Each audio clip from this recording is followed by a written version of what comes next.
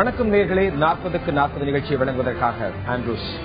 தமிழ்நாட்டினுடைய ஒவ்வொரு நாடாளுமன்ற தொகுதியினுடைய வாக்காளர்களின் கோரிக்கைகள் என்ன, வேட்பாளர்களின் நம்பிக்கைகள் எந்த அளவில் இருக்கிறது ஆகியவற்றை ஒன்றிணைத்து வழங்குவதுதான் நமது 40க்கு 40 நிகழ்ச்சியின் சிறப்பம்சம். அந்த வகையில் இன்று நாம் பார்க்க உள்ள நாடாளுமன்ற தொகுதிகள் சிதம்பரம் மற்றும் பெரம்பலூர். இது குறித்து விவாதிப்பதற்காக நமது அரங்கத்திற்கு வருகை தந்துள்ளார் சமூக ஆர்வலர் திரு ராஜா சிதம்பரம் அவர்கள். வணக்கம் சார். நிகழ்ச்சிக்குள்ள செல்வதற்கு முன்னாடி வழக்கமா நாம செய்யக்கூடிய ஒரு விஷயம், தேசிய அளவில் நடைபெற்ற அரசியல் நிகழ்வுகளை அரசியல் மேடை பகுதியில் சுருக்கமாக பார்க்கலாம்.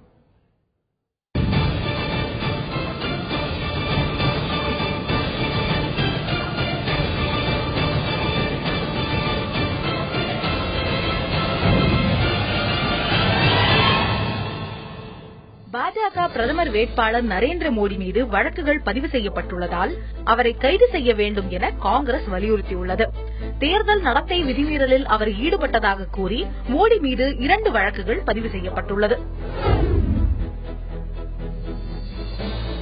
பிரியங்கா காந்தியை தன் மகள் போன்று கருதுவதாக பாஜக பிரதமர் வேட்பாளர் நரேந்திர மோடி கூறியதாக தகவல்கள் வெளியாகியுள்ள நிலையில் அதற்கு பதிலளித்துள்ள பிரியங்கா தான் ராஜீவ்காந்தியின் மகள் என கூறியுள்ளார். அமேதி தொகுதியில் ராகுல் காந்தியை ஆதரித்து பிரச்சாரம் செய்த அவர் இவ்வாறு கூறியுள்ளார். இந்தியாவின் பொருளாதார வளர்ச்சி குறித்து பாஜக பிரதமர் வேட்பாளர் நரேந்திர மோடி முற்றிலும் தவறான கருத்தை தெரிவித்து வருவதாக மத்திய அமைச்சர் குலாம் நபி ஆசாத் குற்றம் சாட்டியுள்ளார். மோடி கூறுவது உண்மை என்றால் பொருளாதார வளர்ச்சி மிக்க நாடுகளின் பட்டியலில் ஜப்பானை பின்னுக்கு தள்ளி இந்தியா எப்படி 3வது இடத்தை பிடிக்க முடிந்தது என அவர் கேள்வி எழுப்பியுள்ளார். மோடி ஒருபோதும் பிரதமராக முடியாது என உத்தரப்பிரதேச முதலமைச்சர் அகிலேஷ் யாதவ் தெரிவித்துள்ளார். அவர்தான் பிரதமர் என்பது வெறும் வியாபார தந்திரம் என்றும் அவர் விமர்சித்துள்ளார். நேர்களை தேசிய அளவில் நடந்த அரசியல் நிகழ்வுகளை அரசியல் மேடை பகுதியில் பார்த்தோம். இதுக்கு அடுத்து நாம பார்க்க போறது தொகுதிகள். அது குறிப்பா நம்ம 40 நாடாளுமன்ற தொகுதிகளை ஒவ்வொன்றா பார்த்து வருகிறோம். அந்த வகையில 2 நாடாளுமன்ற தொகுதியை நாம் பார்க்க இருக்கிறோம். அதில் ஒன்று சிதம்பரம், இன்னொன்று பெரம்பலூர். அது முதல்ல நாம பார்க்க போறது சிதம்பரம் தொகுதி. இந்த சிதம்பரம் தொகுதியில் இருக்கக்கூடிய மொத்த அந்த சட்டமன்ற தொகுதிகள் என்ன என்பதை நாம் இப்போது பார்க்கலாம். சிதம்பரம் நாடாளுமன்ற தனி தொகுதிக்குள்ள உட்பட்ட சட்டமன்ற தொகுதிகள் அப்படின்னு சொன்னா குன்னம், புவனகிரி, காட்டுமன்னார்கோவில், சிதம்பரம், அரியலூர், ஜெயங்கொண்டம் ஆகிய 6 சட்டமன்ற தொகுதிகளை உள்ளடக்கியது சிதம்பரம் நாடாளுமன்ற தொகுதி. இதுல இந்த சிதம்பரம் நாடாளுமன்ற தொகுதியில இதனுடைய வாக்காளர்களுடைய எண்ணிக்கை அப்படின்னு பார்த்தோம்னா இதுல மொத்த வாக்காளர்கள் அப்படின்னு எடுத்துட்டோம்னா 13,65,054 வாக்காளர் இருக்கிறார்கள். ஆண் வாக்காளர்கள் அப்படின்னு எடுத்துட்டோம்னா 6,86,030 வாக்காளர்களும், பெண் வாக்காளர்கள் அப்படின்னு எடுத்துட்டோம்னா 6,79,003 வாக்காளர்கள், மற்றவர்கள் 3ஆம் பாலின வாக்காளர்கள் 21 பேர் இருக்கிறார்கள். இது வாக்காளர்களுடைய எண்ணிக்கை. கடந்த நாடாளுமன்ற தேர்தலில் இந்த வாக்குப்பதிவு சதவீதம் எவ்வளவு சதவீதம் நடைபெற்றிருக்கிறது என்று பார்த்தோம்னால் ஆண் வாக்காளருடைய வாக்குப்பதிவு என்று எடுத்துக்கொண்டோம்னால் 77.34% இங்கு பதிவாகி இருக்கிறது. பெண் வாக்காளர்கள் எடுத்துக்கொண்டோம்னால் 81.91% இங்கு பதிவாகியிருக்கிறது. மற்றவர்கள் 4.76%. மொத்தமாக 79.61% இங்கே பதிவாகி இருக்கிறது.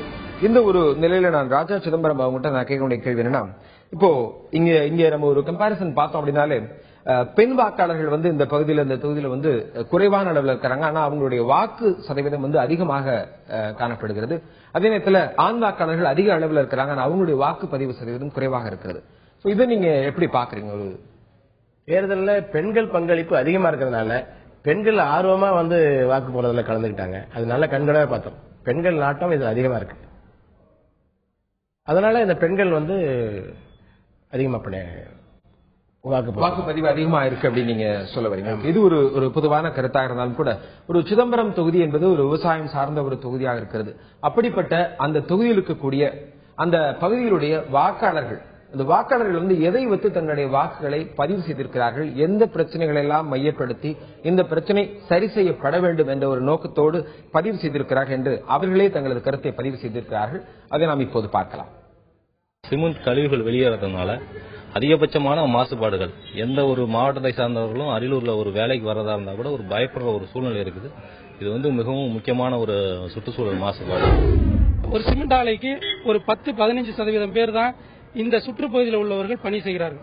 மற்ற அனைத்து பணிகளுமே உயர் பதவிகளுமே வெளி மாநிலத்தவர்கள் தான் பணி செய்கிறார்கள். அதனால் இந்த பகுதி மக்கள் சமூக பொருளாதாரத்தில் முன்னேறுவதற்கு எந்த வாய்ப்பு இல்லை. ஜெயங்கொண்டம் அனல் மின் திட்டத்தை துவங்கி உடனடியாக மின்சாரத்தையும் துவங்க வேண்டும். இந்த விவசாயிகளுடைய நிலத்திற்கு இழப்பீட்டையும் வழங்க வேண்டும். இங்குள்ள இளைஞர்களுக்கு வேலைவாய்ப்பையும் உருவாக்க வேண்டும். அப்புறம் தண்ணி குடி தண்ணி கிடையாது. இந்த ஊர்ல நல்லா வசதியா விட மாட்டேங்கிறாங்க. ஒரு வாரத்துக்கு 15 நாளைக்கு ஒரு தண்ணி விடுறாங்க. அதுதான் எங்களுக்கு முதல்ல வசதி வேணும். தண்ணி வசதி முதல்ல கிடையாது. இங்க வனப்பழக்கமே கிடையாது. அதாவது தொழிற்சாலையே ஒன்றும் கிடையாது. அதாவது மக்கள் பிழைக்கணும்னா விவசாயத்தை நம்பி தான் பிழைக்கணும். இங்க விவசாயத்துக்கான வேலையே இல்லை. அரியலூர் ரயில்வே கேட்ல முக்கியமாக ஒரு மேம்பாலம் வரணும். அது வந்து அந்த பகுதியோட மக்களோட கோரிக்கை ரொம்ப நாள் கோரிக்கை. அது இது வரைக்கும் இங்க வந்து நாடாளுமன்ற யாருமே அதை பற்றி ஒன்றும் பெருசாக வெள்ளத்துல கடல் நீர் போன்றதுனால பூமியெல்லாம் உப்பாயிட்டுது. இப்ப குடிக்கிறது சமைக்கிறது எல்லாம் தண்ணி காசு கொடுத்து வாங்கி தான் செய்யணும். குடிப்பதற்கு தண்ணீர் இல்லை, விவசாயம் செய்வதற்கு தண்ணீர் இல்லை என்ற மிக முக்கியமான பிரச்சனை இருந்தாலும் கூட அதையும் தாண்டி இன்னும் பல பிரச்சனைகளை முன்வைத்திருக்கிறார்கள். அதை பற்றி திரு ராஜா சிதம்பரம் அவங்கள்ட்ட நான் கேட்க வேண்டிய கேள்வி என்னன்னா, அங்க சிமெண்ட் ஆலைகள் அப்படிங்கிற ஒரு மிக முக்கியமான ஒரு பணி நடந்திருக்கு. 8 சிமெண்ட் ஆலைகள் இருக்கு. அதுல 1 அரசும் 7 தனியார் சிமெண்ட் ஆலைகளும் இருக்காங்க. இந்த ஒரு நிலையில் அங்க இந்த பகுதியில் வந்து மாசு ரொம்ப அதிகமாக அடைவதாக அங்க ஒரு குற்றச்சாட்டு நிலவுச்சு. அங்க இருக்கக்கூடிய வாக்காளர்கள் தங்களுடைய கருத்தை பதிவு செஞ்சிருக்காங்க. இதை நீங்க எப்படி பாக்குறீங்க? ஒரு சமூக ஆர்வலர் எப்படி பாக்குறீங்க? பொல்யூஷன் என்பது மறுக்க முடியாத உண்மை. அதை தவிர்க்க வேண்டும் என்றால் மாசு கட்டுப்பாடு துறை தன் கடமை செய்யவில்லை. ஆனால் மரங்கள் தொழிற்சாலையில் வளர்த்தால் அந்த மரங்கள் அந்த புகையை கட்டுப்படுத்தும் என்று அந்த மாசு கட்டுப்பாடு துறையிலே அறிவுறுத்தி மரங்கள் வளங்கள் என்று சொல்லியிருக்கிறார்கள். ஆனால் தொழிற்சாலையில் மரம் வளர்ப்பதாக கணக்கெழுதுகிறார்கள். அந்த மரம் வளரவில்லை. அந்த மரம் வளரும் போது அது பொல்யூஷன், அந்த மாசு எல்லாம் அந்த விவசாய நிலத்தில் போய் படுகிறது. அதோடெல்லாம் பொதுமக்களுக்கும் அந்த வியாதி அதிகமாக வருது. அந்த மாசு அந்த சுவாசிப்பதால் பாதிப்பு ஏற்படுது. அதை தடுக்க சரியான நடவடிக்கை மாசு கட்டுப்பாடு துறை எடுத்தால் இதை சீர் செய்யலாம். கண்டிப்பாக இந்த ஒரு கருத்தோட தொடர்புடைய ஒரு கருத்தாகவும் ஒன்று பதிவு பண்ணியிருந்தாங்க. என்னன்னா, அங்க வந்து வேலை வாய்ப்பு அப்படிங்கிறது அந்த பகுதி மக்களுக்கு அதிகமாக வேலை வாய்ப்பு வழங்கப்படவில்லை அப்படின்னு ஒரு குற்றச்சாட்டு முன் வச்சாங்க. வெளி மாநிலங்களிலிருந்தோ மற்ற இடங்களிலிருந்தோ வேலை வாய்ப்புக்கு ஆள் எடுக்கிறாங்க. அந்த பகுதி மக்களுக்கு வேலை வாய்ப்பு கொடுத்தால் இன்னும் கொஞ்சம் வசதியா இருக்கும் அப்படிங்கிற ஒரு குற்றச்சாட்டு முன் வச்சிருந்தாங்க. அங்க நிலம் எடுக்கிறவங்களுக்கு நிறைய சிமெண்ட் ஃபேக்டரியில இருந்து எல்லாத்துக்கும் நிலம் எடுக்கிறாங்க. எடுக்கும் போது என்ன சொல்றாங்கன்னா, உங்களுக்கு வேலை வாய்ப்பு தரேங்கிறாங்க. யாருக்கும் தரல. அது எடுத்து கொடுக்க வேண்டிய அக்கறையை அந்த மாவட்ட நிர்வாகத்திலாம் மனு கொடுத்திருக்காங்க. ஒன்னும் செய்யல. அரசு தான் எடுக்கணும்னு சொல்றாங்களே தவிர அரசுக்கு இதை நிலைமை மாவட்ட நிர்வாகம் கொண்டு சென்றிருக்கணும். ஆனா செய்யல. ஆனா நிலம் கொடுத்தவங்களுக்கு நமக்கு வேலை நிலமும் போயிடுச்சு, வேலை வாய்ப்பு இல்லைன்னு அவங்க ஆதங்கம் வைப்பது நியாயமான ஆதங்கம். இது ஒரு இன்னொரு ரொம்ப முக்கியமான ஒரு குற்றச்சாட்டு முன் வச்சாங்க. ஜெயங்கொண்டம் அனல் மின் நிலையம். அந்த அனல் மின் நிலையம் பாத்தீங்கன்னா 1998 வந்து அது நிலம் வந்து அதுக்குண்டான முயற்சிகள் எல்லாம் கையகப்படுத்தப்பட்டது அப்படிங்கிறது ஒரு நிலை இருந்தாலும் கூட, ஆனா அந்த விவசாயிகளுக்கு ஒரு உரிய இழப்பீடு வழங்காதனால அது ஒரு தேக்க நிலையிலே இருக்கு அப்படிங்கிற ஒரு குற்றச்சாட்டு இருந்திருக்கு. இப்ப கூட நம்மளுடைய வாக்காளர்கள் அங்க இருக்கக்கூடிய ஒரு பகுதி மக்கள் இந்த ஒரு கருத்தை பதிவு செஞ்சிருந்தாங்க. அங்க அது மின்சாரம் கிடைக்க வேண்டும் என்றால் ஜெயங்கொண்டம் அனல் மின் நிலையம் துவங்கப்பட வேண்டும் என்ற ஒரு கருத்தை வச்சாங்க. வேலை வாய்ப்பு முன் வச்சாங்க. இதை பத்தி நீங்க என்ன சொல்ல நினைக்கிறீங்க? அது கண்டிப்பா வரணும் அப்படிங்கிற ஒரு நிலை இருக்குது. வரணும்னு நினைச்சா அரசு நினைச்சா வரும். எப்படின்னா, ஒவ்வொரு வருஷமும் விவசாய நிலத்தை கையகப்படுத்த அரசாங்க வருமானத்துக்காக அந்த விவசாய நிலத்தை கையகப்படுத்தணும்னா பதிவுத்துறையில அந்த பதிவுத்துறை அலுவலகம் மூலமா அந்த வழிகாட்டி மதிப்பீடு ஒண்ணு வச்சிருக்காங்க. நிலத்தை மதிப்பு நிர்ணயம் பண்றதுக்கு அது கடைபிடித்தா சில கண்டிஷன்ஸ், ரூல்ஸ் அண்ட் ரெகுலேஷன் எல்லாம் கவர்மெண்ட் போட்டிருக்காங்க.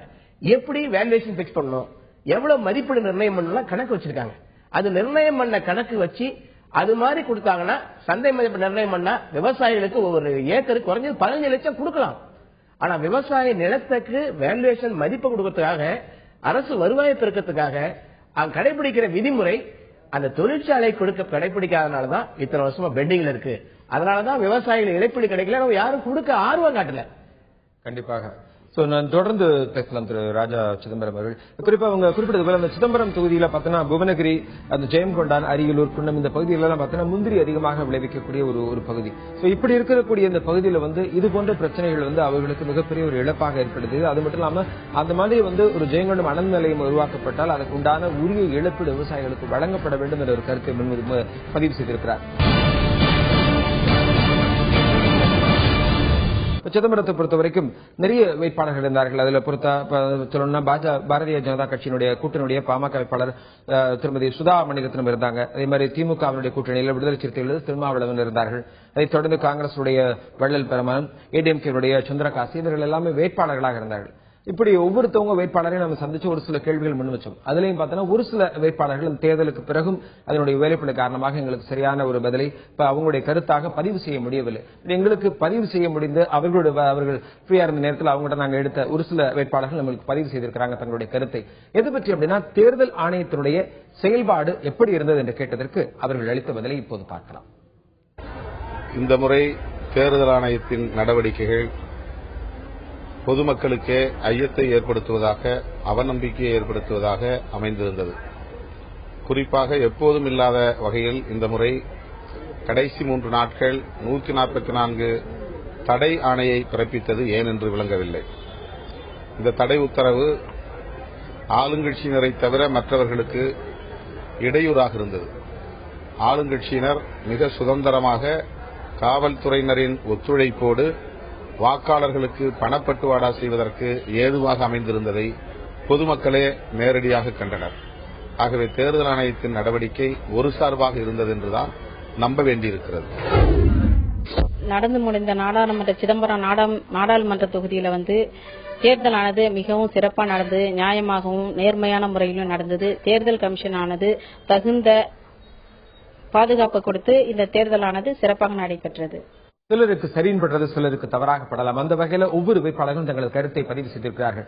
இந்த நிலையில ஒரு பொதுவான ஒரு கருத்தாக முன்வைக்கப்படுகிறது அப்படின்னா, திரு ராஜா சிதம்பரம் அவங்கள்ட்ட நான் கேட்கக்கூடிய கேள்வி என்னன்னா, 144 தடை உத்தரவு ஏற்கத்தக்கதாக இல்லை அப்படின்னு சொல்லிட்டு தேர்தல் ஆணையத்தின் மீது அதிக வேட்பாளர்கள், இப்ப நேற்று 2-3 தொகுதிகள் பார்த்தோம், அந்த தொகுதியில் இருக்கக்கூடிய வேட்பாளர்கள் இந்த குற்றச்சாட்டை முன் வச்சாங்க.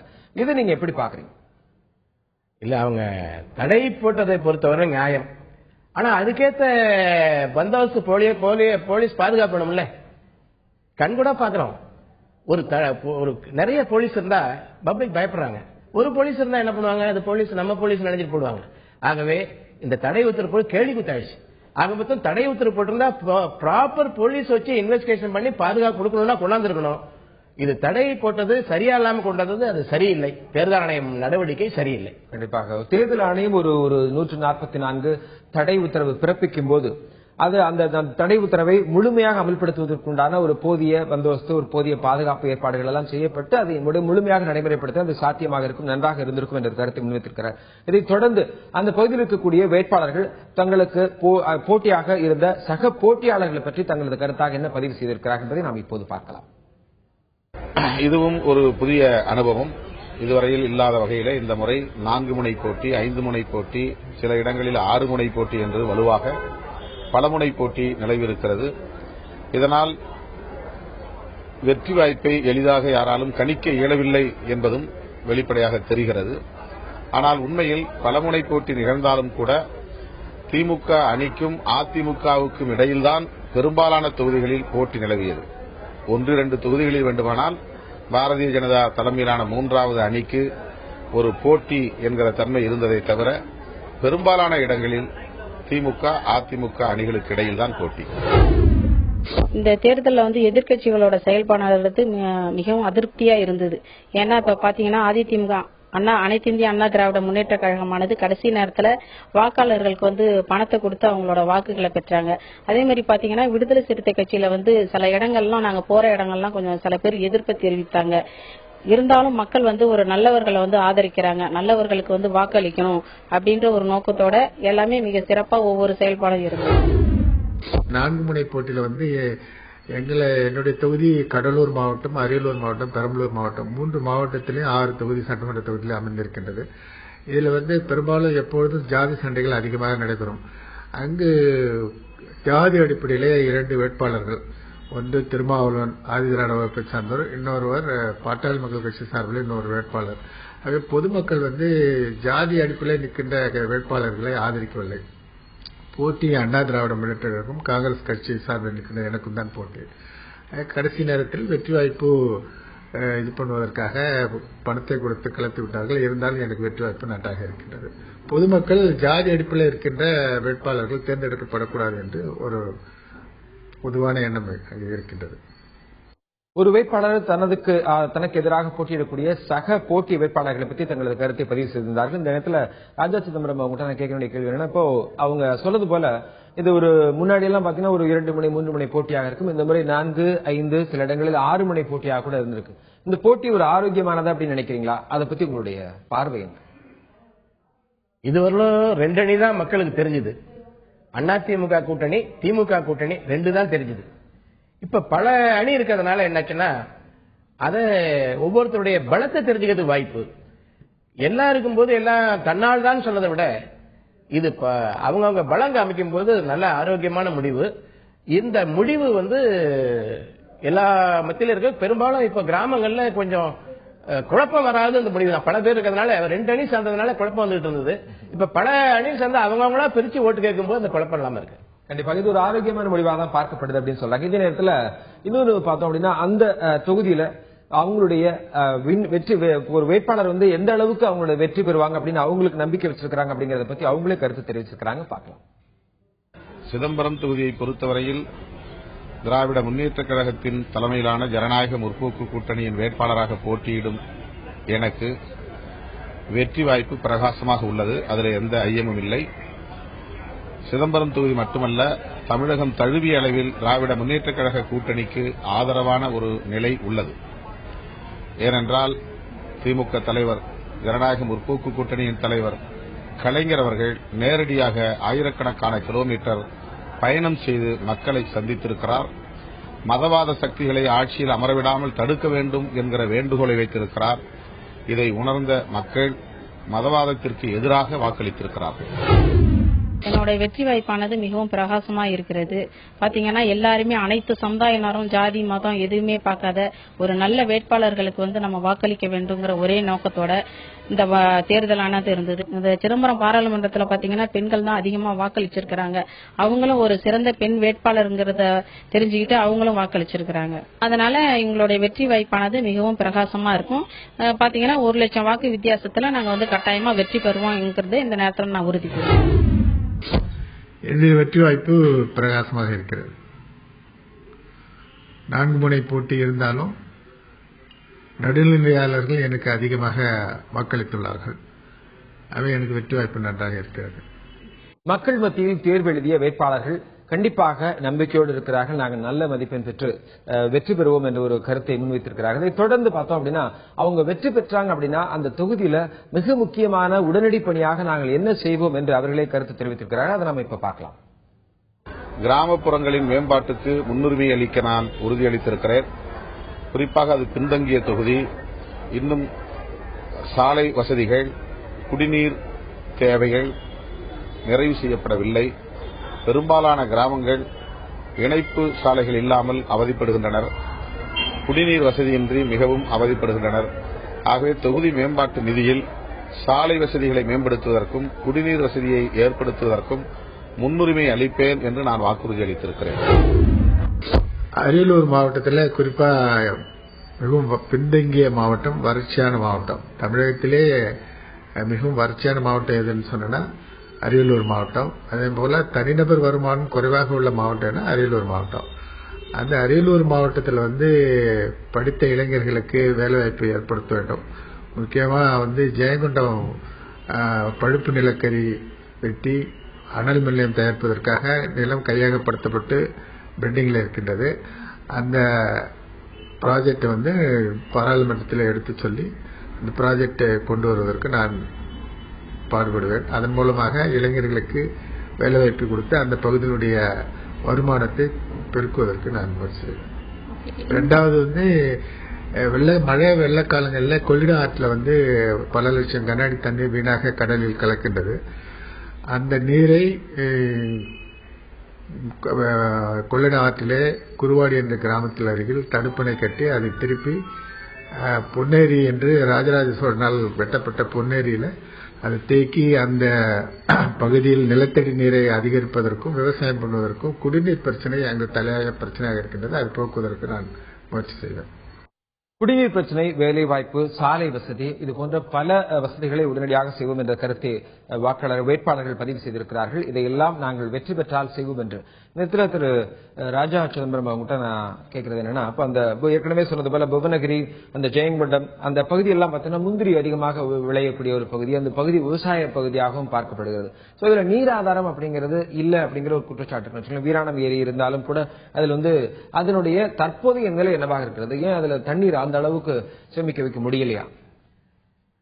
அந்த கொள்ளளவு இருக்கக்கூடிய கொள்ளளவு குறைஞ்சு போச்சு. எல்லாம் ஆக்கிரமிப்பு ஆட்டிட்டு இருக்காங்க. எல்லாம் அவங்கவுங்க அது எந்த ஆட்சி வருதோ அந்த ஆக்கிரமிப்பாளர் அந்த வேஷ்டி கரையை கட்டிக்கிறார். அந்த ஆட்சியில் இருக்கிறவங்களை போய் ஒட்டிக்கிறார். அந்த ஆட்சி போய் அடுத்த ஆட்சி வந்துச்சுன்னா அந்த ஆக்கிரமிப்பாளர் அந்த ஆட்சிக்கு சேர்ந்த கரையை வெட்டி கட்டிக்கிறாரு. அங்க ஆட்சி ஆபத்து பார்த்தோட காப்பாத்திட்டு இருக்கு. அப்ப எப்படி அந்த ஏரி கொள்ளளவு முழுசும் எடுத்து தூரம் எடுத்தாதானே தண்ணி நிற்கும்? அதை வரணும்னா அரசியலுக்கு அப்பாற்பட்ட முறையில் நியாயமான முறையில் எடுத்தாங்கன்னா, இப்ப குடிநீர் கடுமையான பத்தியம் வந்துருச்சுல்ல, வறட்சி வந்துருச்சுல்ல, அதை எடுத்திருக்கலாம்ல, அகற்றிருக்கலாம்ல, வாய்க்கால தூரம் எடுத்திருக்கலாம்ல. ஆனா இன்னொன்னு என்ன பண்றாங்கன்னா, மழை வர காலத்துலதான் அந்த தூரையே எடுக்கிறாங்க வாய்க்கால. மழை வர காலத்துல வாய்க்கால் தூரம் எடுத்தா அளக்கும் போது மழை தண்ணி போயிடுச்சுன்னா மெஷர்மெண்ட்ல வராது. எவ்வளவு சொல்லி பார்த்துட்டோம். ஏன் கோடை காலத்துல எடுக்கலாமே? கோடை கால இடத்துல எவ்வளவு வெட்டணுமோ அவ்வளவு வெட்டுவாங்க. வெட்டும் போது அந்த கொள்ளளவும் போகும், தூரம் எடுக்க வரும். அப்ப வரும்போது தண்ணி நிறைய நிக்கும். அந்த மழை காலங்கள்ல இருக்கிற தண்ணி நிச்சயமா தேங்கும்.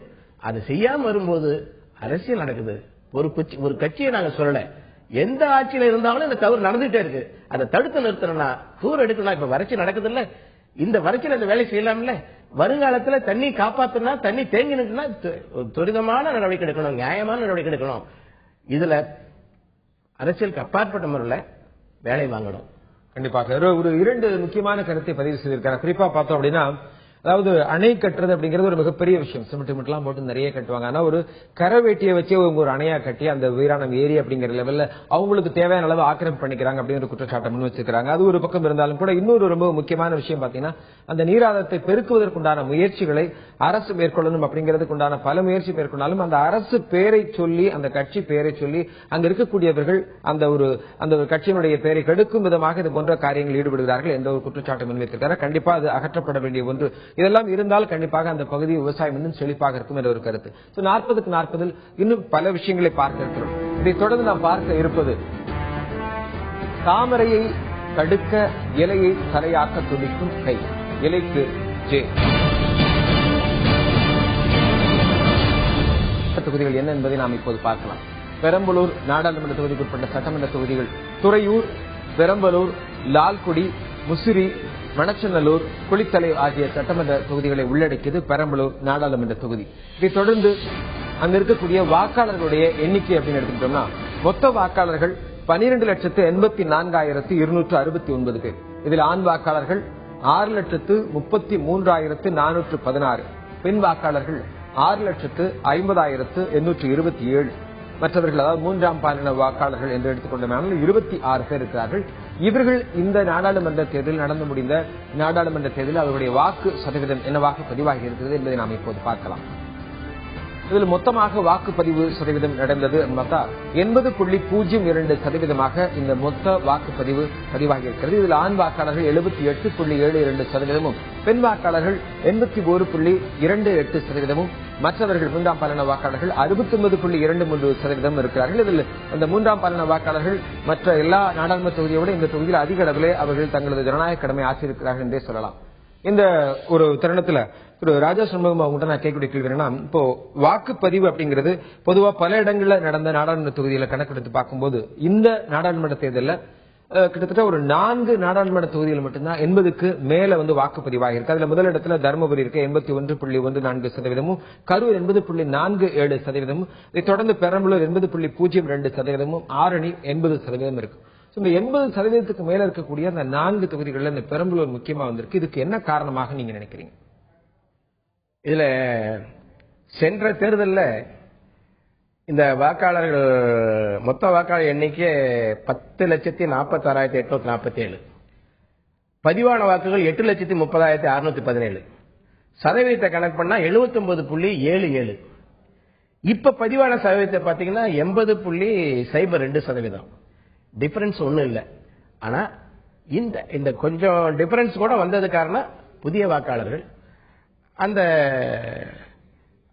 புதிய வாக்காளர் எண்ணிக்கை சேர்த்து வந்து ஆமா பெரம்பலூர் தொகுதியில ஒன்றும் வித்தியாசம் ஒன்றும் இல்லை. கண்டிப்பாக அது வந்து நீங்க சொல்றதை பார்த்தா கண்டிப்பா அந்த பகுதியில் இருக்கக்கூடிய மக்களுக்கு விழிப்புணர்வு ஜாஸ்தியாக இருக்கு, அதிகமாக இருக்கிறது என்ற ஒரு கருத்தை முன்வைக்கிறீங்க. இப்போ இதே விழிப்புணர்வு ஒட்டுமொத்தமாக எல்லா நாடாளுமன்ற தொகுதிகளிலும் இருந்தால், வாக்குப்பதிவு சதவீதம் இன்னும் அதிகமாக இருந்தால் முடிவுகளின் பலமும் அதிகமாக இருக்கும் என்ற ஒரு கருத்து நிலவுகிறது. கண்டிப்பாக அடுத்த முறை இது போன்ற ஒரு நல்ல ஒரு வாக்குப்பதிவு நடைபெற வேண்டும் என்ற கருத்தை முன்வைத்துக் கொண்டு இதை தொடர்ந்து குறிப்பாக அந்த பகுதியில் இருக்கக்கூடிய வாக்காளர்கள் அவர்கள் தங்களது வாக்கை எந்த பிரச்சனையை மையப்படுத்தி தங்களது வாக்கை பதிவு செய்தார்கள் என்று முக்கியமான பிரச்சனையாக முன்வைத்திருக்கிறார்கள். அதை நாம் இப்போது பார்க்கலாம். இது அப்படியே நிக்கிறது, ஸ்டாப்பா 2 வருஷம் அப்படியே நிக்கிறது. இதனால எந்த ஒரு எல்லாம் பாமர மக்கள்ல இருந்து வசதியான முறை எல்லாம் பாதிக்க தான் பண்றாங்க. இது ஒண்ணு அடுத்த ஸ்டெப் ஒன்னும் வழியே இல்லை. போன முறை கடுமையான வறட்சியில கூட திருச்சி மாவட்டத்திலேயே லால்குடியில தான் நெல் உற்பத்தி அதிகமா நடந்தது. ஆனா அந்த நெல்லை உற்பத்தி செய்த நெல்லை விற்பனைக்கு கொண்டு போவதற்கு அரசாங்கத்தினுடைய நேரடி நெல் கொள்முதல் நிலையங்களுக்கான ஒரு நிரந்தர குடோன் நம்ம லால்குடி தொகுதியில இல்ல. விளைவிச்ச பொருளுக்கு நியாயமான விலை கிடைக்கவில்லை. ஆகவே நாங்கள் கொள்முதல் நிலையங்கள் எல்லாம் மத்திய அரசு மாநில அரசு சார்பில் திறந்து விவசாயிகளுக்கு நல்ல லாபம் கிடைக்கக்கூடிய விலையை வாங்கி தருவேன் என்று வாக்குறுதி கொடுத்தார்கள். எந்த வாக்குறுதியும் நிறைவேற்றப்படவில்லை. இப்ப நாமக்கல்ல ட்ரெயின் ட்ராக் இருக்குங்க, அதே நம்ம துறையூரோட இணைச்சா மெட்ராஸுக்கு போலாங்க. அதே மாதிரி திருச்சி டு மெட்ராஸுக்கு வந்து இந்த துறையூர் புறவழிச்சாலை தான் நல்ல மெயின் ரோடுங்க. அதனால இதை வளர்ச்சி அடைஞ்சா பல தொழிற்சாலை வருது. இந்த பாய் தொழில் தான், வேற எந்த தொழிலும் இல்ல. ஆனா மெயினா வந்து எங்களுக்கு தண்ணி ஆத்துல வந்து 3 மாசம் தான் வருது. அதுக்கப்புறம் எங்களுக்கு தண்ணி வரவே இல்லை. அதனால எங்களுக்கு 6 மாசம் தண்ணி வந்தா எங்களுக்கு தொழில் நல்லா இருக்கும். இல்லாட்டி நாங்க ரொம்ப கஷ்டம் தான் படுவோம். பொறியியல் கல்லூரிங்கிறது இந்த இதுல வந்து திருச்சி தான். இதை விட்டீங்கன்னா இங்க சேலம் தான். இதுக்கு இடையில வந்து பாத்தீங்கன்னா நல்ல ஒரு சிறந்த ஒரு பொறியியல் கல்லூரிங்கிறது நல்லா இருக்கும். மக்களுக்கு அது உதவும். மக்கள் செய்ய வேண்டியது நிறைய இருக்குது. பஸ் ஸ்டாண்ட் வசதி இல்ல, ஒரு பஸ் ஸ்டாப் கிடையாது, ஒரு எல்பிஆர் இருந்து செஞ்சு எந்த பிரயோஜனம் இல்லாம போச்சு.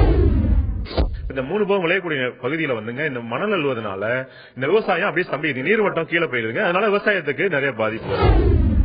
என்னைக்கும் கூலி வேலை தான், கஷ்டப்படுறாங்க, கஷ்டப்பட்டு இருக்கோம். யாரும் வந்து நமக்கு முன்னேற்றம் கிடையாது. நம்ம உரிமையை வந்து நம்ம போடுறோம், ஏமாத்துறத அவங்க ஏமாத்திட்டு இருக்காங்க. நம்ம முன்னேற்றம், நம்ம இப்படியே தான் இருக்கிறோம். ரொம்ப யதார்த்தமா அவங்களுடைய வாக்க பதிவு செஞ்சிருக்காங்க. அதாவது என்னன்னா, நாங்க யதார்த்தமா எங்களுடைய பணியை செஞ்சுட்டு இருக்கோம், வர்றவங்க வர்றாங்க, அவங்க பாட்டுக்கு வாக்குறுதிகள் கொடுக்குறாங்க, அதையுமே செய்யறதில்லை அப்படிங்கறத ஒரு குற்றச்சாட்டை முன்வைத்திருக்கிறாங்க. அதையும் தாண்டி இன்னும் பல பிரச்சனைகளை முன்வைத்தார்கள். ஒரு படிப்பதற்கு ஒரு கல்லூரி கூட இல்லை என்ற ஒரு முக்கியமான ஒரு கருத்தை முன்வைச்சாங்க. ஏன்னா வழக்கமா பார்த்தோன்னா இந்த பக்கம் திருச்சிக்கோ இல்ல அதுக்கப்புறம் இந்த சைடு வந்து இன்னும் சேலத்துக்கு இந்த பக்கம் போக வேண்டியது இருக்கு. பட் இந்த பெரம்பலூர் தொகுதியில வந்து ஒரு நல்ல ஒரு பொறியியல் கல்லூரி இல்லை அப்படிங்கிற ஒரு குற்றச்சாட்டு முன் வச்சிருக்காங்க. இதை நீங்க எப்படி பாக்குறீங்க? பெரம்பலூர்ல இருக்கு, அவங்க சொன்னது வேற தொகுதியில சொல்லியிருக்காங்க. பெரம்பலூர்ல கல்லூரி இருக்கு. இல்ல பெரம்பலூர்னா அதை சார்ந்து என்ன பெரம்பலூர் பொறுத்தவரைக்கும் நம்ம ஒரு 6 தொகுதி, துறையூர், லால்குடி, முசிறி, அந்த பகுதிகளில் இருக்கக்கூடிய மக்களுக்கும் அந்த கல்லூரி தேவை அப்படிங்கிற ஒரு கருத்தை சொல்லியிருக்காங்க. இல்ல அது அரசு கொண்டு வர நிச்சயமா கொண்டு வரணும். அது கொண்டு வரவது அதை நிக்கக்கூடியவங்க செய்வாங்க நம்பிக்கை இருக்கு. கண்டிப்பாக. இப்ப அவங்க குறிப்பிட்டது போல இன்னும் ரொம்ப முக்கியமான ஒரு விஷயம் சொன்னாங்க, விவசாயிகளுடைய பிரச்சனையாக பார்க்கப்படுகிறது. ஏன்னா அந்த பக்கம் பாத்தீங்கன்னா பருத்தி, வெங்காயம், மக்காச்சோளம் இதெல்லாம் வந்து அதிக அளவுல விளைவிக்கப்படுகிறது. 3 போகம் கூட கொடுத்திருக்கு அப்படின்லாம் அவங்க ஒரு கருத்தை முன் வச்சாங்க. அதுல மணல் கொள்ளை ஒரு குற்றச்சாட்டா வச்சாலும் கூட அவங்க சொல்லக்கூடியது வந்து ஒரு நேரடி கொள்முதல் நிலையத்தை வந்து மத்திய அரசு உருவாக்கணும். அதுக்கு உருவாக்கினா வந்து இந்த இடைத்தரகர்கள் பிரச்சனை இருக்காது அப்படிங்கிற ஒரு கருத்தை முன் வச்சாங்க. இதுக்கு நீங்க என்ன சொல்ல நினைக்கிறீங்க? மத்திய அரசால் நிர்ணயம் பண்ணது பருத்தி கார்பரேஷன் இருக்கு. அந்த பருத்தி கார்பரேஷன் அதிகாரிகள் இங்க இந்த தொகுதிக்கு வரதே இல்லை. விழுப்புரத்துல ஆபீஸ் போட்டு அங்கேயே தங்கிறாங்க. அவங்க வியாபாரிகள் வாங்கி பிரிக்கெட் பண்றதா ஒரு கணக்கு கொடுத்துறாங்க. அந்த பருத்தி கார்பரேஷன் கடமையை செய்வதில்லை. இந்திய தேசிய கூட்டுறவு சம்மேளனம் ஒன்று இருக்கு, நாஃபெட் இருக்கு. அவங்க மற்ற பொருள் வெங்காயத்துல இருந்து எல்லா பொருளும் வெளிநாட்டுக்கு ஏற்றுமதி பண்றதா அவங்க தான் பண்ணும். அவங்க செய்யவே இல்லை. அந்த நாஃபெட்டுங்கிறது பிடிக்குதானே யாருக்குமே தெரியல. இது மத்திய அரசாங்கத்தை கண்காணிக்கக்கூடியது. இந்த புதிதாக வரக்கூடிய வேட்பாளர்கள் செய்ய வேண்டும், செய்வார்கள் என்ற நம்பிக்கை எங்களுக்கு இருக்கிறது. ஏன்னா அவங்க தான் செய்யணும். இந்த பருத்திக்கு விலை கிடைப்பத வேண்டியதெல்லாம் பருத்தி கார்பரேஷன். மற்ற பொருளுக்கு இந்திய தேசிய கூட்டுறவு சம்மேளனம் பண்ணும். அவங்க இதுவரை யாருண்டே எதுவுமே பண்ணல. ஆனா இங்க இருக்கக்கூடிய ரெகுலேட்டட் மார்க்கெட் மற்றதெல்லாம் வந்து பண்ணக்கூடியவங்க இங்க இருக்கிற வியாபாரிகள் தான் வாங்குறாங்க.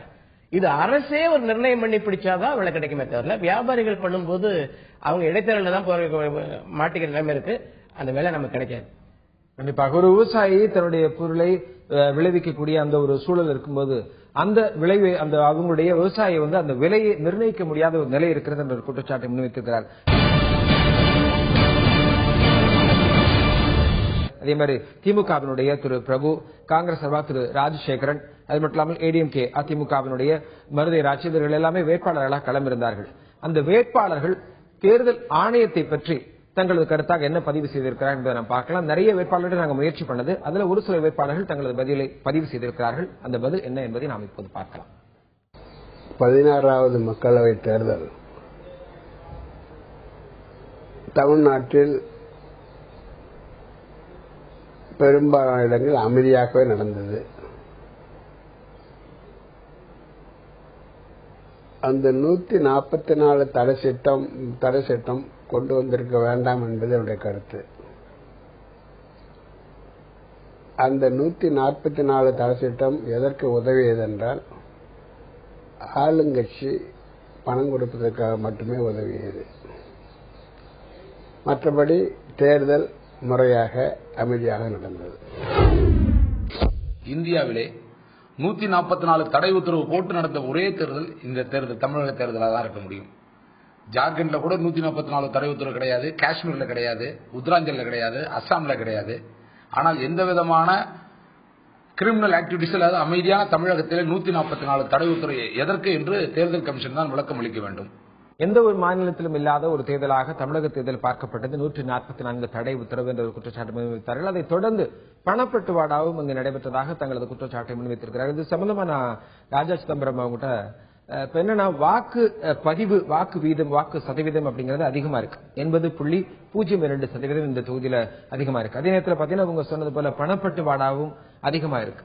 இதுக்கும் தொடர்பு இருக்குன்னு நினைக்கிறீங்களா, இல்ல நினைக்கிறீங்களா? உங்களுடைய பார்வை இல்ல, பொதுவா எங்களை போன்ற உள்ள ஒரு பொதுவான கருத்து, இந்த தொகுதியில 2,37,422 பேர் புதிய வாக்காளர்கள். அது மட்டுமல்ல, புதிய வாக்காளர்கள், நடுநிலை வாக்காளர்கள், திராவிட கட்சிகள் மேலே அதிருப்தியாளர்கள், மாற்றத்தை விரும்பக்கூடியவர்கள், இவர்களுக்கான தான் வாக்கு சதவீதம் அதிகமாக இருக்குன்னு நாங்கள் நினைக்கிறோம். பெரும்பாலும் தேர்தல் ஆணையம் போட்ட முடிவு தவறு. 144 தடை போட்டிருந்தா அது போலீஸ் ஸ்ட்ரென்த்தை வச்சு பண்ணிருக்கணும். இது சரியில்லை. அது தேர்தல் ஆணையமே உணர்ந்திருப்பாங்கன்னு நினைக்கிறேன். அந்த தவறை அவர் சரி செய்திருக்கணும், இல்லாட்டி தடை போட்டிருக்க கூடாது. மற்றபடி இந்த வாக்கு சதவீதம் உயர்ந்ததுக்கு காரணம் நடுநிலையாளர்கள், புதிய வாக்காளர்கள், திராவிட கட்சி அதிருப்தியாளர்கள். ஓட்டு தமிழக அரசு போட்ட சட்டத்தினால பிஎட் படிச்சவங்கள பரீட்சை எழுதிட்டு தான், அதுக்கு பேர் டெட் அமைப்புங்கிறது, அது எழுதிட்டு தான் வரணும்னு சொன்ன உடனே அவங்க எல்லாம் அதிருப்தி, இவங்க எல்லாம் சேர்ந்து ஆர்வமா ஓட்டு போட்டாங்க. இது போன்ற நல்ல ஒரு கருத்தை முன்வைத்து அதை தொடர்ந்து பார்த்தோம் அப்படின்னா நமக்கு அதுக்கு அடுத்து அந்த பகுதியில் இருக்கக்கூடிய வேட்பாளர்கள், அவர்களுக்கு எதிர்த்து போட்டியிட்ட சக வேட்பாளர்களை பற்றி அவர்களுடைய கருத்தாக என்ன பதிவு செய்திருக்கிறார்கள் பார்க்கலாம். எதிர்கட்சிக்காரங்க ஆளுங்கட்சிக்காரங்க ஓட்டு கேட்க போறப்ப மக்கள்லாம் அதிருப்தியா இருந்தாங்க. விலைவாசி உயர்வு ஏற்பட்டிருக்கு, மின்தடை பிரச்சனை, அதே மாதிரி பேருந்து கட்டண உயர்வு, இதெல்லாம் சொல்லி அங்கங்க பிரச்சனை ஏற்பட்டுச்சு. ரொம்ப எதிர்கட்சிக்காரங்களுக்கு பிரச்சனை ஏற்பட்டுச்சு. அதே மாதிரி இந்த பிஜேபி வேட்பாளர்கிட்ட அவர் பணபலத்தை வச்சு வர்றாரு அப்படிங்கறத மக்கள் அவங்க விரும்பல. சென்ற சட்டமன்ற தேர்தலிலே தமிழகத்தின் முதலமைச்சர் திரு செல்வி ஜெயலலிதா அவர்கள் திமுக பணம் கொடுத்து வாக்குகளை வாங்குகிறது என்று சொல்லி, பணத்தை பெற்றுக் கொள்ளுங்கள், வாக்குகள் மட்டும் அளிக்காதீர்கள், பணத்தை கொடுப்பவர்கள் எல்லாம் கொள்ளையடிப்பார்கள் என்று சொல்லி வாக்குகளை சேகரித்தார். ஆனால் தமிழகத்திலே அதே முதலமைச்சர் செல்வி ஜெயலலிதா அவர்கள் 39 தொகுதியில் என்ன செய்தார் என்பதை நாடு அறியும். ஒரு வாக்காளருக்கு 200 ரூபாய் வீதம் தமிழகத்தில் இருக்கின்ற 39 தொகுதியிலும் கிட்டத்தட்ட தொகுதிக்கு 20 கோடி வீதம், கிட்டத்தட்ட 780 கோடியை ஒரே நாளிலே செலவு செய்த முதலமைச்சர் தமிழகத்தின் முதலமைச்சர் என்பதை யாரும் மறந்துவிட முடியாது. சக போட்டியாளர்களுக்கு பற்றி தங்களது கருத்துக்களை பதிவு செய்தார் வேட்பாளர்கள். அது மட்டுமல்லாமல் தற்போது அவர்களுடைய வெற்றி வாய்ப்பு அந்த தொகுதியில் எப்படி இருக்கிறது என்பது பற்றி சொல்லியிருக்கிறார்கள், பார்க்கலாம். என்னை பொறுத்தவரை எங்க கடமையை செய்திருக்கிறோம். அது மட்டுமல்ல, அந்த தொகுதி எனக்கு ஏற்கனவே பரிச்சயப்பட்ட தொகுதி. ஏறத்தாழ 10 ஆண்டு காலமாக அந்த தொகுதியில் நாங்கள் மருத்துவமனை அமைத்திருக்கிறோம், மருத்துவ கல்லூரி இருக்கிறது.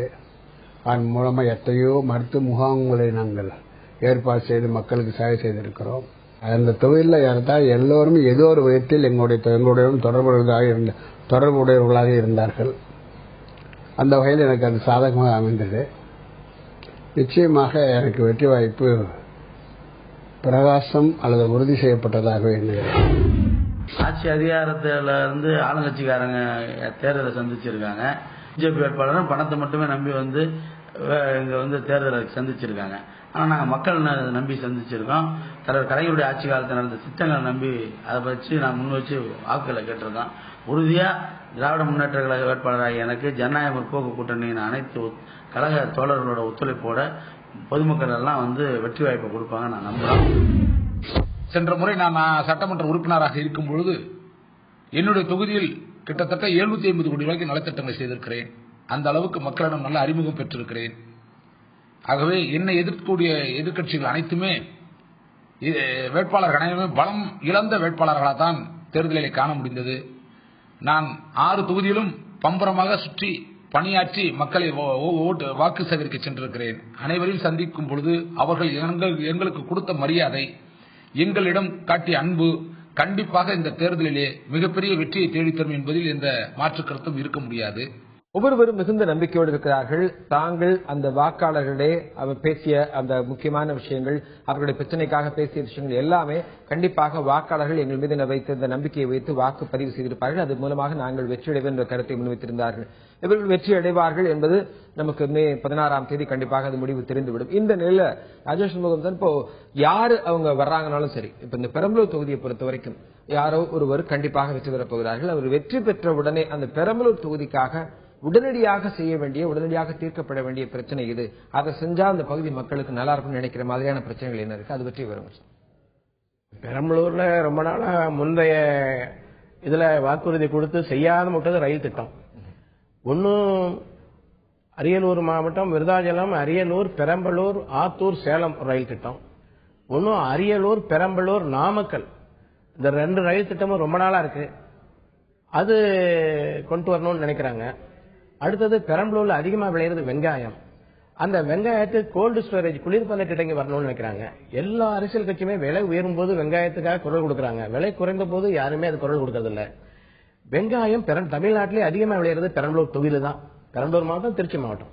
அப்படி வரும்போது அந்த வெங்காயம் விலை குறைஞ்ச நேரத்தில் அரசாங்கமே அதை ப்ரிக்யூர் பண்ணி வாங்கி வச்சுக்கணும். அது கோல்டு ஸ்டோரேஜ்ல வச்சுக்கிட்டு இந்த மாதிரி விலை ஏறும்போது அந்த மீடியேட்ல விலையை கொடுத்தாங்கன்னா அந்த நுகர்வோருக்கு பலனா இருக்கு. எப்பவுமே அரசாங்கம் நுகர்வோர் பக்கம் இருக்கு. அப்படி இருக்கும்போது ஏன் இந்த வெங்காயத்தை காப்பாற்ற, வெங்காயத்துக்காக ஒரு தொழிற்சாலை இது பண்றதுக்கு ஏன் அரசாங்கம் வரல? குளிர்பதன கிடங்கு ஏன் கட்டல? செய்யணும். அதே போல இந்த பகுதியில் காவேரி தண்ணியிலிருந்து இப்ப நீராதாரம் குறைஞ்சு போச்சு எல்லா இடமும். அது வரும்போது வாக்கியால் தூர் எடுக்கணும். அது கோடை காலங்களில் தான் எடுக்கணும். தடுப்பணை கட்டணும். தடுப்பணை கட்டி மட்டும் இல்ல, இந்த திருச்சி மாவட்டத்தில் இந்த அரசே சொல்லியிருக்காங்க, மேட்டூர்ல 160 அடிக்கு மேல தண்ணி உயர்ந்தா அந்த காவிரியில கொள்ளடாத்த வழியா போய் கடல்ல கலக்குது. அந்த தண்ணி வரத மேட்டூர் சரபங்கான்னு ஒரு திட்டம் இருக்கு. அந்த திட்டத்தை கொண்டாந்தாங்கன்னா அங்க நேரா முசிறி ஏரியாவில் வந்து தாத்தங்கார்பேட்டை ஏரியா விட்டுறாங்க, துறையூர் ஏரியா விட்டுறாங்க, பெரம்பலூர் போடுற மாதிரி ஒரு ப்ரொபோசல். இதெல்லாம் வந்துச்சுன்னா தண்ணி அதிகமா வர நாளங்கள்ல கொண்டாந்து இந்த ஏரியால விட்டு தண்ணி தேக்கலாம். எப்பவுமே பிளாக் லிஸ்ட்ல இருக்கு. பெரம்பலூர் தாலுகா மாவட்டம் முழுசும் கருப்பு பட்டியல இருக்கு. நீராதாரம் குறைந்த பகுதியில் வச்சிருக்காங்க. அப்ப நீராதாரம் குறைந்த பகுதியில் வச்சுட்டு நீராதாரம் மிகுந்த பகுதி ஆக்கினாதான் கிணறு வெட்ட கடன் வாங்குறது கூட கடன் கொடுக்க தயாரில்லை அரசாங்கம். ஏன்னா அரசாங்கம் போட்ட சட்டம், அந்த சட்டத்தை மாத்தணும்னா இதெல்லாம் கொண்டாடணும். இதெல்லாம் பண்ணாதான் சரியா இருக்கும். இந்த திட்டங்கள் செய்தான் நல்லா இருக்கும். கண்டிப்பாக நீங்க குறிப்பிட்டதுல ரொம்ப ஒரு அழகான ஒரு விஷயம் என்ன அப்படின்னா, எந்த ஒரு விஷயமா இருந்தாலும் சரி அதை வாங்கக்கூடிய அந்த நுகர்வோர் பயன்பெற வேண்டும் என்ற ஒரு மிக முக்கியமான கருத்து. அதே போன்ற அரசியல்வாதிகள் மக்கள் பயன்பெற வேண்டும் என்ற ஒரு திட்டங்களை அதற்கேற்றாற் போல வகுக்க வேண்டும் என்ற ஒரு கருத்தை முன்வைத்திருக்கிறார். அதை தொடர்ந்து தாங்கள் அந்த வேட்பாளர்களாக நாங்கள் களத்தில் நின்றோம், நாங்கள் வெற்றி பெற்றால் நாங்கள் என்னென்ன மக்களுக்கு உடனடியாக செய்வோம் என்று அங்கு அந்த பகுதியில் இருக்கக்கூடிய வேட்பாளர்களை தங்களது கருத்தை பதிவு செய்திருக்கிறார்கள். என்ன சொல்லியிருக்கிறார்கள்? அரியலூர், பெரம்பலூர், துறையூர், நாமக்கல் இதை இணைக்கின்ற ஒரு ரயில் பாதை எங்களுக்கு வேண்டும், ரயில் அங்கே போக வேண்டும் என்று மக்கள் 20 ஆண்டு காலமாக சொல்லிக் கொண்டிருக்கிறார்கள். அதுவும் கூட ஒரு முக்கியமான பிரச்சனை தான். நாங்கள்லாம் எனக்கு வாய்ப்பு கிடைத்தால் நிச்சயமாக அதுக்கு அழுத்தம் கொடுத்து அவங்களோட தேவையை நான் அந்த ரயில் பாதை நான் உறுதியாக செய்வேன். திருச்சி டோல்கேட்ல இருந்து நாமக்கல் வரலையும் 4 வழி சாலை அமைக்கணுங்கிறது நாங்க போன அரசாங்கத்திலே நாங்க அதுக்கான முயற்சி செஞ்சிருக்கோம். அதை மீண்டும் செஞ்சு அதை 4 வழி சாலை ஆக்குவோங்கிறத சொல்லிக்கிறோம். அதே போல அரியலூர்ல இருந்து நாமக்கல்லுக்கு ரயில்வே பாதை போடுறதுக்கு ஒரு திட்டம் வந்து ஏற்கனவே ஆய்வு செஞ்சிருக்காங்க. அது திராவிட முன்னேற்ற கழக ஆட்சியில் கலைஞருடைய ஆட்சியில் ஏற்கனவே செஞ்ச திட்டம் தான். அதை மறுபடியும் முன்னின்று நடத்தி பாராளுமன்றத்தில் அதுக்காக வந்து மத்திய அரசு அணுகி உறுதியாக அந்த ரயில்வே திட்டத்தை கொண்டு வருவோங்கிறத சொல்லிட்டு எங்கள் பகுதியில் குறிப்பாக குடிநீர் பிரச்சனை அங்கங்கே இருக்குது. இந்த குடிநீர் பிரச்சனையை தீர்ப்பேங்கிறத உறுதி செய்வோம். பகுதியில் இருக்கின்ற குடிநீர் பிரச்சனையும் தண்ணீர் பிரச்சனையும் விவசாய பிரச்சனையும் தீர்ப்பதற்கு அதற்கு சீலைப்பிள்ளையார்பத்திற்கும் மாயனூருக்கும் இடையே கட்டப்படுவரும் தடுப்பணையிலிருந்து நான் சட்டமன்ற உறுப்பினராகும் போது கோரிக்கையை ஏற்று நடத்த கட்டப்பட்ட அந்த அணை 4 ஆண்டு காலம் கட்டி முடியும் தருவாயில் இருக்கிறது. அதிலே வெள்ளக்காலங்களில் கடலுக்கு செல்லக்கூடிய ஒவ்வொரு நீராக கடலுக்கு செல்லக்கூடிய கிட்டத்தட்ட 4 to 6 லட்சம் கனஅடி நேரடியாக கொள்ளடம் வழியாக பூம்புகாரில் சென்று கடலில் கலக்கக்கூடிய அந்த உபரி நீரை இதுவரை 45 ஆண்டு காலம் திராவிட கட்சிகள் எதுவுமே பயன்படுத்தாமல் இருந்தன. அந்த நீரை அங்கிருந்து கால்வாய் மூலமாக தாத்தையங்கார்பேட்டை, துறையூர், பெரம்பலூர் வழியாக அரியலூர் வரை அந்த கால்வாய் வெட்டப்படும். தாங்கள் வெற்றி பெற்றால் என்ன உடனடியாக செய்வோம் என்ற கருத்தை வேட்பாளர்கள் பதிவு செய்திருந்தார்கள். அதைத்தான் நம்ம அதுக்கு முன்னாடி நீங்களும் ஒரு பொதுவான ஒரு கருத்தாக பதிவு செய்திருந்தீர்கள். உங்க குறிப்பிட்டது போல அந்த ரயில் போக்குவரத்து அப்படிங்கிறது ஒரு மிக முக்கியமான ஒன்றாக பார்க்கப்படுது. நீங்களும் அதை எதிர்பார்த்தீங்க. அதே மாதிரி அங்க இருக்கக்கூடிய திரு பாரிவேந்தர் அவர்களும் வேட்பாளர்களாக இது வந்தாலும் சரி இந்த விஷயங்களை செய்வோம் அப்படின்னு சொல்லிக்கிறாங்க. இதை தொடர்ந்து பாத்தீங்கன்னா அந்த 4 வழி பாதை அப்படின்னு சொல்லிக்கிறாங்க. இது ரெண்டுமே போக்குவரத்தை மையப்படுத்தி அந்த பகுதியை பலப்படுத்தும் என்ற ஒரு கருத்தை முன் வச்சிருக்காங்க. போக்குவரத்துக்கு அவ்வளவு முக்கியத்துவம் வாய்ந்த பகுதி பெரம்பலூர் அப்படின்னு நினைக்கிறீங்களா? அதுல இன்னும் வேற என்னென்ன போக்குவரத்தை மேம்படுத்துவதற்கு என்ன செய்ய வேண்டும்? அங்க இல்ல பெரம்பலூர்ல விவசாயில இருந்த பகுதி பெரம்பலூர் தொகுதி ஃபுல்லா அவங்க பொருளை கொண்டு போறது சந்தை வசி போறது அந்த சாலை வசி அவசியம் வேணும். அதோட இல்லாம இந்த பெரம்பலூர் தொகுதியில முக்கியமா இருக்க வேண்டியது இந்த பருத்தி கார்பரேஷன் தமிழ்நாட்டிலேயே விழுப்புரத்தில் வச்சுக்கிறது ஏன் பெரம்பலூர்ல மையமாக கூடாது? அதே நாப்பேட் அலுவலகம் ஏன் பெரம்பலூர்ல இருக்கக்கூடாது? இந்திய தேசிய கூட்டுறவு சமையல தான் நாப்பேட்டுங்கிறது. இது வந்து பெரம்பலூர்ல இருக்கணும். அப்ப இந்த பெரம்பலூர்ல தமிழ்நாட்டிலே பருத்தி விளையக்கூடியது திருப்பூர், கோயம்புத்தூர். அதை விட்டுட்டு பெரம்பலூர்ல தான் பருத்தி கார்பரேஷனுடைய பருத்தி ஆராய்ச்சி மையம் பெரம்பலூர்ல தான் இருக்கு. ஏன்னா அங்கெல்லாம் பருத்தி போட்டவங்க போடாம நிறுத்திட்டாங்க. இப்ப பெரம்பலூர் மாவட்டம் தான் பருத்தியில முன்னுரிமை இருக்கு. அப்படி இருக்கும்போது அந்த பருத்தி கார்பரேஷன் இது இங்க தானே இருக்கணும். பெரம்பலூர்ல தானே வெங்காயம் அதிகமா இருக்கு. பெரம்பலூர்ல எல்லா விவசாய பொருளும் வாங்கக்கூடியது பெரம்பலூர் தானே இருக்கு. அப்ப இந்திய தேசிய கூட்டுறவு சம்மேளனம் நாப்பேட் அலுவலகம் பெரம்பலூர் தானே இருக்கணும். இதெல்லாம் கொண்டாடுறதுக்கு நிச்சயமா முயற்சி பண்ணா விவசாய விளைபொருளுக்கு விலை. ஏன்னா இந்திய தேசிய வேளாண் விளைபொருள் விற்பனை வாரியம் இருக்கு. அதுக்கு வந்து விலை நிர்ணயிக்கிறது கம்ப்ளீட்டா மத்திய அரசாங்கம் தான் நிர்ணயிக்கணும். நல்ல நிர்ணயம் பண்றாங்க. ஆனா பிரதமர் போய் ஒப்புதலுக்காக கொடுக்குறாங்க. அந்த ஒப்புதல் கொடுக்கும்போது என்ன பண்ணாங்கன்னா பொருளாதார கமிட்டின்னு ஒண்ணு இருக்கு பிரதமர் தலைமையில. அவங்க அப்படியே கேன்சல் பண்ணிடுறாங்க. அப்ப எப்படி விவசாயிக்கு விலை கிடைக்கும்? விவசாயியுடைய நெல்லுக்கு விலை கம்மி, அரிசி விளையிறது. பருத்திக்கு விலை கம்மி, துணி விளையிறது. கரும்புக்கு விலை கம்மி, சக்கரை விளையிறது. இடைத்தரகு பிழைக்கிறது வழி இருக்கான தவிர இவனை காப்பாற்றது யாருமே நடவடிக்கை எடுக்கல. காப்பாற்ற நடவடிக்கை எடுக்கணும், காப்பாற்றணும். கண்டிப்பாக இடைத்தரகர்கள் ஒழிக்கப்பட வேண்டும். யார் அந்த பொருளை உற்பத்தி செய்கிறார்களோ, யார் அந்த தயாரிக்கிறார்களோ, அதாவது விவசாயிகள், அவர்களுக்கு ஒரு முழுமையான பலன் கிடைக்கும் வண்ணமாக மத்திய அரசு மாநில அரசு செயல்பட வேண்டும் என்ற கருத்தை முன்வைத்திருக்கிறார்கள். இதுல ரொம்ப குறிப்பா சொல்லணும் அப்படின்னு நினைச்சா அந்த ஆசிரியர்களை பொறுத்த வரைக்கும் பார்த்தோன்னா இந்த மதிப்பெண் குறைவா எடுக்கக்கூடிய மாணவன் மேல அதிக கவனம் செலுத்துவாங்க. அந்த பகுதியில் அந்த வகையில நீராதாரம் குறைவாக இருக்கக்கூடிய ஒரு பகுதியாக இருந்தாலும் சரி, விவசாயம் குறைவாக இருக்கக்கூடிய பகுதியாக இருக்கக்கூடிய ஒரு பின்தங்கிய மாவட்டங்கள் இருக்கக்கூடியதுக்கு மத்திய மாநில அரசுகள் அதிக கவனம் செலுத்த வேண்டும் என்ற ஒரு கருத்தை மக்கள் தீர்ப்பாக இங்கு வைத்திருக்கிறார்கள். இந்த அரங்கத்தில் 40க்கு 40 தங்களது கருத்தை பதிவு செய்த திரு ராஜா சிதம்பரம் அவர்களுக்கும் அந்த களத்தில் நின்ற வேட்பாளர்கள் ஒவ்வொருவருக்கும் நமது செய்தியாளர்கள் ஒவ்வொருவர்களுக்கும் பார்த்த நேயர்களுக்கும் நன்றி தெரிவித்துக் கொண்டு மீண்டும் ஒரு 40க்கு 40 சந்திப்போம். நன்றி, வணக்கம்.